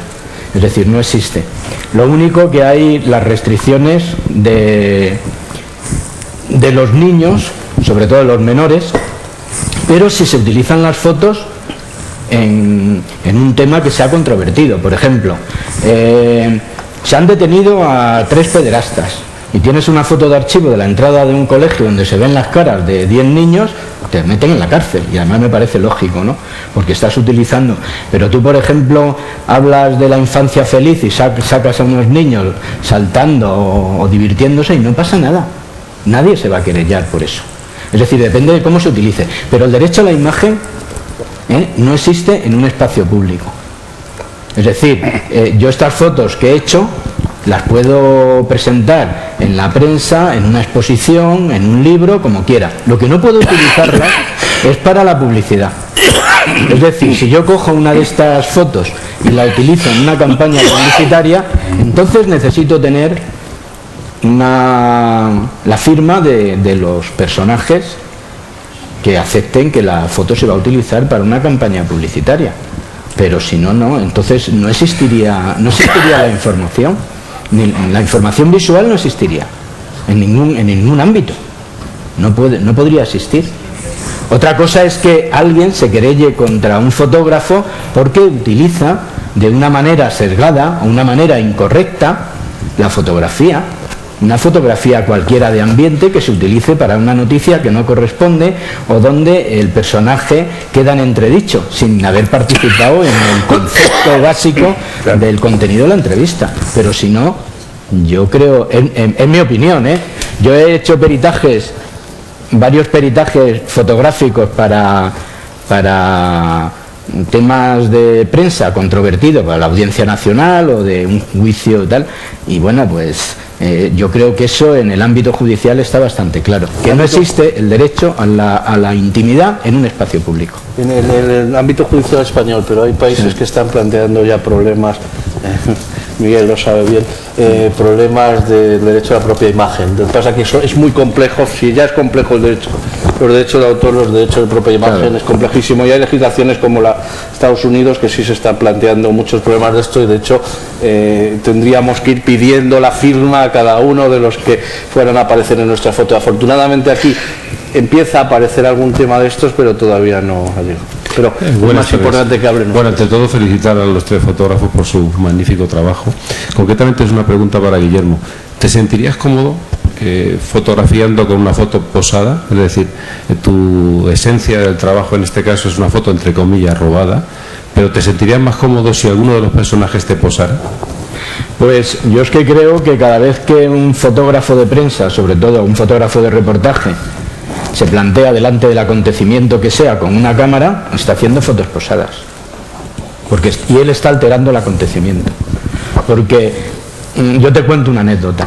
El día siguiente del 11M hubo una gran manifestación donde vinieron presidentes y ministros de Asuntos Exteriores a una manifestación masiva que se hizo en el Paseo del Prado, ¿no? Bueno, pues ese día pues había gente allí, había unos rostros muy duros, la gente llorando, mucha gente con las manos pintadas de blanco, con las manos así y tal. Entonces estábamos allí todos en ese ambiente tan trágico, haciendo fotos. Claro, la gente en el momento en que hacías así con la cámara, todo el mundo se ponía en acción. Empezaba a interpretar, es decir, la presencia del fotógrafo altera la sustancia del acontecimiento. Eso es a lo que yo me refería cuando hablaba de la fotografía documental. Pero es que en este caso llega un amigo mío, bueno, un amigo que, bueno, no voy a decir quién era, pero era un fotógrafo de interview que decía: oye, Guillermo, ¿qué ha pasado aquí? ¿Quién ha venido? ¿Quién no sé qué y tal? Dice, es que la imprenta cierra a las 8. Dice, ¿qué es lo que tal? Cuéntame y tal. Me tengo que hacer una foto e irme, porque es que la imprenta cierra a las 8. Y entonces digo, mira, ahí hay dos chicas con las manos tal y una señora con una cara así y tal. Y digo, yo creo que esa foto te podía servir. Y entonces el tío se acerca, coge a la chica, la coge así y la pone aquí, a la vieja la pone aquí, a la otra le dice, oye, tú pon cara tal, tú puedes llorar un poco, ¿sabes? Y entonces se escenificó la historia, es decir, alteró el acontecimiento. ¿Qué pasaría si esa alteración del acontecimiento se produjera en un texto escrito? Pues sería una aberración, ¿no? En la fotografía es lo mismo, es un lenguaje, como el escrito, un lenguaje visual, pero... Entonces el tío hizo la foto y dice, ya tengo la foto. Pues en esa época todavía no utilizábamos cámaras digitales. Ya tengo la foto y salió corriendo para la imprenta. A mí aquello, todos estos temas que yo observo me hacen reflexionar. Yo estoy ahora cubriendo todas las historias estas de las manifestaciones, las batallas campales que hay por la calle, y además voy haciendo vídeo y foto a la vez con dos cámaras, una en la cintura y otra en la mano, ¿sabes? Y cada vez que hago así con la cámara se me ponen a actuar delante y entran en un proceso de relajo cuando bajas la cámara. ¿Qué pasa? Que estoy empezando a hacer las fotografías que hago en la calle cuando la gente no se da cuenta de que les estoy haciendo fotos, porque si levanto la cámara automáticamente ya se consideran que están en un plató. Y entonces eso es la crítica que hago yo al fotoperiodismo. El fotoperiodismo ha ido evolucionando a lo largo de la historia y además ha ido evolucionando y ahora está en una crisis importante, porque en un momento determinado se pasó de la fotografía esa de autor de los grandes reportajes, sobre todo con la competencia de la televisión, a intentar una fotografía escenificada, una fotografía que era la sofisticación de la fotografía para hacerla más atractiva al público. Todas las revistas, desde las revistas, los dominicales y tal, estaban llenos de reportajes que se escenificaban. ¿Por qué? Porque salía más barato hacer un reportaje sobre las estudiantes musulmanas en la Universidad de París, cogiéndose a dos actrices, que ir a hacer las fotos realmente, porque eso significaba un problema. Entonces esa escenificación, esa dirección de la fotografía, ese fotoperiodismo dirigido que se fue sofisticando a lo largo de los últimos años, ha destruido la fotografía. Para mí ha destruido la fotografía. La fotografía en los años 40, 50 y algo de los 60 eran unos reportajes narrativos preciosos, donde además había una estructura narrativa muy parecida a la estructura literaria. ¿Por qué? Pues porque no existía la competencia de la televisión. Después, cuando ya surge la televisión, termina la guerra de Vietnam y la televisión empieza a invadir todo, resulta que ya los reportajes eran 4 fotos a doble página y el texto. Y ahora, ¿qué son? Fotoperiodismo dirigido, escenificación de los acontecimientos. ¿Por qué? Porque a la gente le gusta ver la realidad pasada por el filtro ese de la propaganda, porque eso es de la propaganda o la publicidad. Entonces estamos en una situación donde hay que reivindicar otra vez la fotografía de autor, pero los únicos que pueden reivindicarla no son los lectores, son los fotógrafos. Entonces los fotógrafos tienen que tener una ética y tienen que tener un planteamiento para no entrar en ese tema, ¿no? En ese tema tan fangoso que está destruyendo la fotografía, y sobre todo en una época donde en un solo día se hacen más fotografías que en toda la historia de la fotografía. En 150 años de historia de la fotografía se hacen más fotografías en un solo día. Es un estudio que se ha hecho entre las fotografías de los teléfonos móviles, las fotografías de consumo, etcétera, etcétera. Se hacen del orden de 7.000 a 8.000 millones de fotografías cada día. Entonces, ¿cómo eliges ahí? ¿Cómo discriminas, no? Entonces tenemos que volver otra vez a otro planteamiento, quizás, no yo digo purista, ¿no? Yo creo que una fotografía buena y potente surge a la vista. Hay que buscar eso. Pero para llegar a ese punto, los fotógrafos tenemos que cambiar un poco también de chip, ¿no? y de concepto. Bueno, yo, relacionado a lo que estabas hablando ahora, quería preguntar sobre el periodismo y la foto hoy. Creo que antes la fotografía se podía valorar de una forma quizás más objetiva, porque era cosa de técnica, de talento y de cámara, y ahora con todo lo que hay de teléfonos móviles, cualquiera puede hacer una foto, retocarla y llamarse fotógrafo, ¿no? ¿Cómo valorar al buen fotógrafo hoy? ¿Cómo imponerse como un buen fotógrafo empezando ahora y no teniendo detrás una carrera como sois vosotros, que habéis demostrado sin tecnología, Photoshop ni Instagram, que sabéis hacer una buena foto? Contesto yo. Pues es que, mira, yo te doy mi opinión sobre el tema. El cambio tecnológico que se está produciendo ahora se ha producido mucho más intensamente en otra época. Se produjo en los años 30, cuando se empezó a utilizar la película en rollo de 35 milímetros. Antes la gente iba con una cámara de madera así de grande y con unas placas que eran dobles, que sacaba una, metía una por cada lado y un trípode, iban cargados como burros para hacer una foto. El cambio tecnológico que supuso la película en rollo fue más importante en esa época que el cambio tecnológico que ha supuesto ahora la fotografía digital. Y no pasó absolutamente nada. Surgió el fotoperiodismo, surgieron las revistas ilustradas y surgió todo un mundo de la fotografía que universalizó el concepto de la imagen fotográfica. ¿Qué ha pasado ahora con la fotografía digital? Bueno, hemos cambiado de técnica, pero yo las fotos que hago en color te las manejo con Photoshop y te las paso a blanco y negro y te digo que las he hecho con una Leica y 35 milímetros y tú te lo crees. Es decir, ¿qué es lo que está cambiando? Estamos cambiando nosotros. No tenemos que echarle la culpa a la tecnología. Yo creo que la tecnología simplemente hay unos avances. Lo que ha permitido ahora la fotografía digital es que ha universalizado el concepto de la fotografía, la técnica fotográfica y el uso de la fotografía. Porque, como tú muy bien dices, antes la fotografía era una alquimia que estaba en manos de 4 ilustrados. Y el resto, nada, el resto llevaba su rollo al laboratorio y le daban unas copias de 10×15. ¿Sabes? Yo creo que está en nosotros mismos y en el uso que hagamos, que seamos capaces de valorar esas imágenes potentes. O sea, ¿por qué los periódicos y las revistas, cuando hay una rueda de prensa de la ministra de Sanidad, no mandan un fotógrafo a las urgencias? ¿Por qué van a la rueda de prensa de un personaje que está ya súper fotografiado y le hacen una foto y la colocan en el periódico? Eso no es fotoperiodismo, eso es propaganda. Y ese es el problema. Meditar sobre el tema de la propaganda. En la mayor parte de la prensa subyace ese problema, el problema de la propaganda. Ramón y César, sobre este tema de la tecnología, el cambio tecnológico. Yo siempre he estado a favor de la tecnología. Me subí al carro inmediatamente. Tenía muchos compañeros de mi generación que hacían así, decían: yo eso ni tocarlo, y se han encontrado luego con el problema de que cuando ya muchos vamos por la M, ellos tienen que empezar por la A y ya el tema se pone más difícil.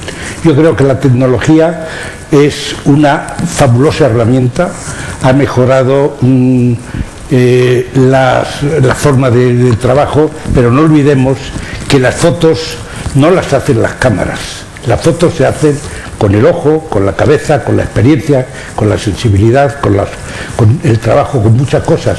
Es verdad que ahora todo el mundo hace fotos, pero las fotos buenas siempre las están haciendo los buenos fotógrafos. Eso no hay que olvidarlo, porque hay un concepto muy generalizado en la sociedad que no se ha concedido ese valor de autoría al fotógrafo, porque se ha concedido el valor a la cámara. ¿Por qué a un fotógrafo, cuando presenta un trabajo, cuando hace una exposición o cuando hay una foto suya que llama la atención, la primera pregunta que se le hace es ¿con qué cámara has hecho la foto? ¿Por qué no se le pregunta a un novelista cuando presenta su libro con qué máquina ha escrito esa novela o con qué programa, si lo ha hecho con el Word o con qué programa lo ha hecho? Porque se considera que es un autor que ha puesto su cabeza, su talento, su conocimiento en escribir esa obra. Al fotógrafo se le piensa que es el que ha disparado la cámara, que es lo que ha hecho la foto. Y cuando uno dice, oye, pero tú este trabajo, ¿con qué cámara lo has hecho? Dice, con la Canon, no sé qué. Dice, ah, claro, joder, es que eso es una cámara. Esa es la reacción general que uno encuentra y esa es la valoración. Por eso dice, no, hombre, donde esté la película, pues donde esté la película, pues es lo que ha hecho Guillermo con toda precisión. Cuando se inventó la película y permitió que hubiera cámaras pequeñas, que eso produjo movilidad. Eso hizo que los fotógrafos con una cámara colgada aquí se movían y llegaban a sitios donde antes, y con cierta discreción, que antes no podían moverse con un aparato que era así. Eso facilitó mucha tarea y hizo un cambio tremendo. Ahora, eso hizo que la fotografía llegara a las familias, que en la casa tuvieran una cámara para retratar el cumpleaños del niño. Pero las buenas fotos que se hicieron con las placas y las buenas fotos que se hicieron cuando empieza la película, ahí están los ejemplos. Y lo mismo está pasando con la fotografía digital. No es lo mismo para un personal que está trabajando en la comunicación, transmitir y enviar fotos como se pueden hacer ahora, que como había que hacerla en otros momentos, que había que llevar un rollo y dárselo a un pasajero para que por favor a ver si te lo podía llevar a París. No es comparable. La inmediatez en un tema de comunicación en que a veces lo importante es la inmediatez. Es decir, todo eso ha facilitado unas tareas que son inmensas. La posibilidad de estar viendo fotos hoy sentándonos ante un ordenador, que podemos ver las mejores fotos que están haciendo los mejores fotógrafos en el mundo, eso no tiene precio. Eso no sabemos valorarlo porque nos estamos habituando a ello, pero no sabemos lo que significa eso. El poder acceder a grandes archivos fotográficos y ver los contenidos, las imágenes que antes no las hubiéramos soñado en ver jamás en la vida, y ahora podemos verlo. Y todo eso es gracias a la tecnología. O sea, la tecnología, bienvenida, por muy romántico que uno sea, dice, coño, cuando yo me metía en el laboratorio que tenía en el baño de mi casa y revelaba las películas y todo esto y veía salir, bueno, pues eso es muy romántico, muy bonito, tiene muy buenos recuerdos para lo que lo hemos hecho, pero no es comparable con lo que estamos viviendo y con lo que vamos a vivir. Olía fatal, se te ponían las manos fatal. ¿Alguna cosa más, Ramón? Perdona. Sí, bueno. Yo creo que es un periodo de gran confusión de gran confusión. La tecnología solo es una parte, pero siempre ha habido una enorme abundancia de fotos respecto de las necesidades, respecto de la calidad de esas fotos. Entonces, a mí la única salida para huir de esa confusión es enriquecer la actividad fotográfica con conocimientos extrafotográficos. Es decir, el fotógrafo tiene que ser culto. Y cuando digo culto, me vale todo. Experto en pintura, experto en matemáticas, experto en medicina, me da igual. Culto, cuanto más culto, más posibilidades tendrá de crear su propio mundo, siempre desde la praxis fotográfica. Claro, no estamos hablando un médico hablando como médico, sino un fotógrafo que tenga otros muchos conocimientos. que sea un hombre culto. De esa manera podrá tener esa idea de la que hablaba antes, tendrá la posibilidad de estructurar, de labrarse un camino, de saber lo que quiere decir. El problema hoy es que no sabemos, que muchos fotógrafos no saben lo que quieren decir.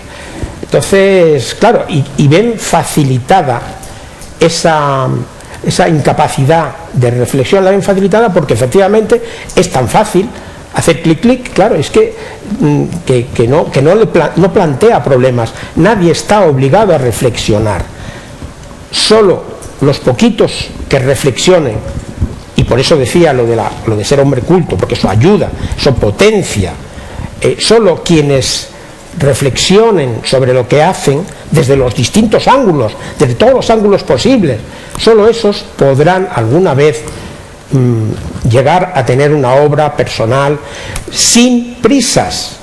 Porque esa es otra, y ya con esto, el tema de las prisas, el tema de querer tener una obra en 15 meses, me parece pues ridículo. Entonces, sin prisas, con cultura y con bastante capacidad de autocrítica, yo creo que se puede salir de la confusión. Nos queda tiempo para una sola pregunta. Aquí, ya. Sí. Solamente estaba el de micrófono. Que ya estaba dado. Perdona, lo siento, me tapaba Guillermo. Entonces intentamos hacer dos, Cano, Enrique, intentamos hacer dos, y ya que me he equivocado yo. Adelante. Yo quería preguntar, se han visto fotografías en las que habéis intentado que el fotógrafo pasara lo más desapercibido posible, haciendo la foto sin llevarse la cámara al ojo, ¿no? Cuando haces una fotografía así, yo supongo que pierdes control sobre determinados aspectos de la fotografía, como la composición, la luz, la profundidad de campo, todo eso al final supongo que pierdes control. Generalizando un poco la pregunta, en la fotografía como analizando la sociedad, una fotografía social, ¿qué valor tendría esa parte técnica, esa parte de la composición, de la luz, del color? ¿Pesa más lo que estás contando? ¿Hasta qué punto pesa una cosa? ¿Puedes despreciar la composición? Esa es la reflexión que me gustaría lanzar. Muy breve. Bueno, yo creo que el tema de la iluminación la controlas, o sea, eso ahí no hay ningún problema. Quizás hay un problema de composición, pero también es un problema de hábito. Yo en las fotos que te he presentado antes, y algunas hay que están bastante bien compuestas, yo no me he llevado la cámara a la cara. Es una cuestión de, ¿cómo te diría yo?, de oficio, de repetición. Es decir, vas de alguna manera generando el dominio sobre algo que antes no dominabas. Hay veces que en la fotografía de reportaje o en la misma fotografía de actualidad, de prensa, de noticias, hay muchas fotos que están mal compuestas. ¿Por qué? Porque no te queda más remedio que actuar muy rápidamente. Entonces, bueno, yo creo que ahí hay todo. Lo que está claro es que ese grado de reflexión que hay en la composición está limitado. Eso está claro. Pero lo ganas en que haces una foto totalmente espontánea, una foto documental sin los artificios de los personajes. Hay fotógrafos, yo conozco a varios que lo han declarado públicamente, que ellos no entienden la fotografía sin la participación activa del fotografiado. Bueno, eso es yo creo que la fotografía lo bueno que tiene es que vale todo. Yo creo que en fotografía vale todo. Y no hay que plantearse el tema de la composición, como se lo plantea un pintor o un arquitecto. Igual que Erevan, un fotógrafo de la FSA, dice, las reglas de la composición hay que aprenderlas para olvidarlas. Y para luego hacer lo que quieras. Es decir, yo creo que en fotografía vale todo. Y lo bueno que tiene la fotografía es que se puede cargar todas esas reglas básicas de la composición. La última intervención. No sé si es un reto para los fotógrafos, pero cuando estabais hablando de que, sobre todo en espacios públicos, grandes manifestaciones públicas, que están concebidas, yo pienso, para ser fotografiadas, para ser retransmitidas, porque si eso no se produce no tiene sentido, ¿cómo vamos a evitar o cómo vamos a conseguir hacer una fotografía no escénica, no artística, a la vez que la gente que está en una manifestación, por ejemplo, en una convocatoria, lo que pretende es justamente actuar, ¿no? ¿Cómo se resuelve eso desde la fotografía? Pues tiene solución, que a lo mejor no la tiene. Perdón. Yo creo que eso no tiene solución. Yo creo que tú has hecho una buena advertencia de que esas reuniones se organizan para ser vistas, es decir, para que cuanto más gente haya, más repercusión tiene. ¿Y cuándo tiene más repercusión? Cuando eso se ve, pensadas en la televisión, en las fotos que se van a publicar en la prensa, y que es verdad, antes lo he hecho muy bien, Guillermo, cuando ven que empiezan a funcionar las cámaras o cuando ven que los fotógrafos echan la cámara a la cara, empiezan a actuar, levantan las pancartas que antes estaban abajo, levantan las manos, si hay micrófonos empiezan los gritos, es decir, ahora, ¿cómo se puede evitar que eso no se produzca? Pues no, de ninguna forma, porque eso está organizado para hacer eso. O sea que no tiene, otro sentido no tiene, ¿no? O sea que...